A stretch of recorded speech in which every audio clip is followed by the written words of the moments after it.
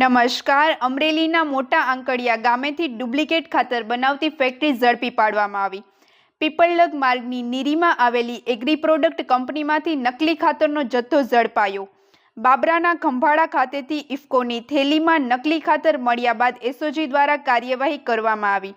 આ દરમિયાન 50 થેલી હલકી ગુણવત્તાનું એમોનિયમ સલ્ફેટ, 25 બેગ પોલીહેલાઇટ IPL ખાતર અને 5600 ખાલી ગુજરાત સરદાર ફર્ટિલાઇઝરની બેગ જપ્ત કરવામાં આવી.